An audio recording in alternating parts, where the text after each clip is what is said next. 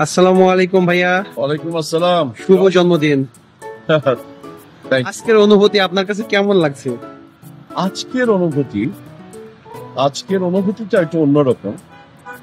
আমার বাবা মার কাছে আমি কৃতজ্ঞ যে তাদের বন্ধনেই এই পৃথিবীতে আসতে পেরেছিলাম আল্লাহর। আহ, আরেকটা অনুভূতি আমার একটা আছে। এই মাসেই আমার 23 তারিখে আমার মা ইন্তেকাল করেছে। এই মাসটা আমার জন্য যেরকম সুখে দুঃখের, কারণ এই মাসে আমি কোনো আমার পরিবারের কোনো অনুষ্ঠান রাখি না, আর রাখবো না। আমি যে অবধি বেঁচে আছি। আর অনুভূতির কথা বলছো, এখন কাজ করছি, পরিবার তো বাইরে আছে, কথা হয় এবং দেখা হয়। দেখা কিভাবে হয় জানো?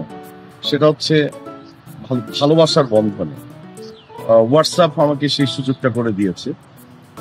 আর আজকে গুলশানসের অফিসে যাব এবং আমার প্রিয় জায়গা, আমার পিতৃতুল্য সাগর ভাইয়ের চ্যানেল আইতে যাব তারকা কথনে।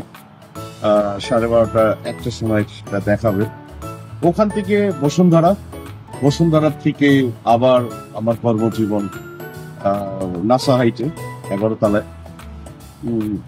তারপরে দেন আমি জন্মদিনের একটা আমার রেস্টুরেন্টে, ঔরঙ্গাবাদ শ্বশুরবাড়ির রেস্টুরেন্টে আগামী বৃহস্পতিবার সন্ধ্যার পরে কেক কেটে আয়োজন করবো আমার স্টাফদের সাথে, ভালোবাসার মানুষের সাথে।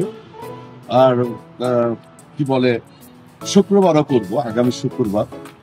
দেন কর্মজীবনের শিডিউল অনুযায়ী আমি চলে যাব চিটাগংয়ে, আমাদের ব্রাঞ্চ অফিসে আগ্রাবাদে।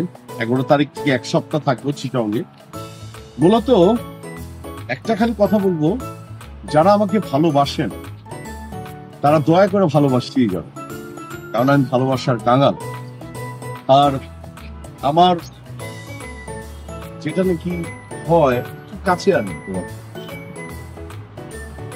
মানুষের কাছাকাছি থাকতে চাই, দেশটাকে ভালোবাসতে চাই, দেশের ভালোবাসার মানুষগুলি নিয়ে কথা বলতে চাই, দুঃখী মানুষদের নিয়ে কথা বলতে চাই।